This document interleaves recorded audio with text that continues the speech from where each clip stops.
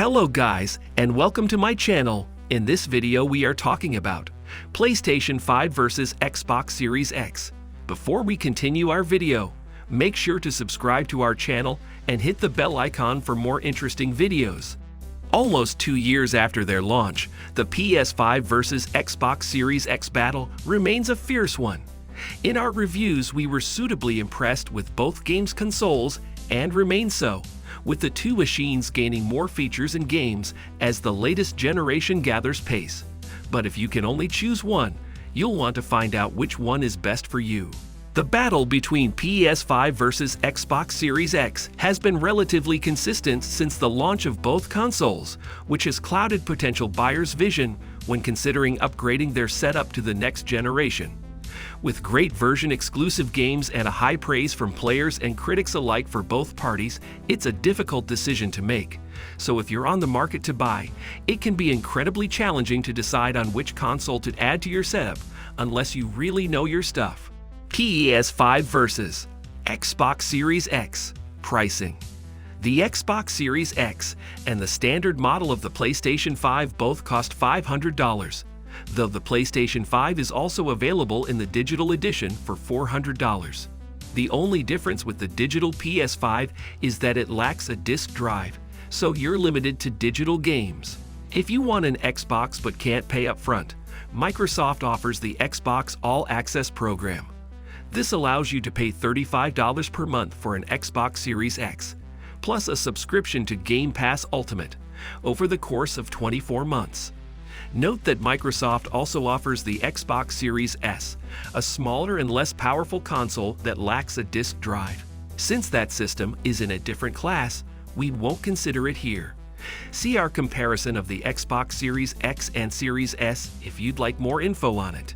PS5 versus Xbox Series X. Specs. Both the PS5 and Xbox Series X are powerful machines. They support 4K gaming and can run games at 60 FPS or higher. The consoles both include an SSD for faster loading than prior generations, but these come in different sizes. The PS5 has a custom 825GB SSD, 667GB usable, while the Series X has a 1TB SSD, 802GB usable. On paper, the Xbox Series X is slightly more powerful. However, both systems are about equal in performance. PS5 versus Xbox Series X. Design. The PS5 and Series X differ greatly in design. The PS5 is a giant console, standing tall next to any other system. It features a curved design, which might make it difficult to fit into your entertainment center. The Xbox Series X, on the other hand, has a square length and width, making it feel more like a desktop PC. It's not as large as the PS5, so if you're cramped for space, that console will fit your setup better. The Xbox Series X, on the other hand, has a square length and width, making it feel more like a desktop PC. It's not as large as the PS5, so if you're cramped for space, that console will fit your setup better. PS5 versus Xbox Series X. Controllers. Sony and Microsoft took different approaches with their console controllers this time around. The Xbox Series X controller is nearly identical to the Xbox One's controller. The only differences are a reshaped D-pad, a dedicated share button, and additional texture for grip. The Xbox Series X controller still uses AA batteries, which you might see as a pro or a con. You can buy the Xbox rechargeable battery kit if you don't want to worry about changing batteries all the time, but this is an additional expense. As a perk, all Xbox One controllers are fully compatible with Xbox Series X, and vice versa. On the other hand, the DualSense controller for the PS5 looks fairly different than the 4-pounds' DualShock 4. The adaptive triggers are the biggest standout. The L2 and R2 buttons can dynamically adjust their resistance so you feel what you're doing in the game, such as the trigger becoming tighter when driving a car through mud. PS5 versus Xbox Series X. Games. Of course, no console is worth buying without good games. The PS5 and Xbox Series X have several facets to consider in this sphere, so let's break them down one by one.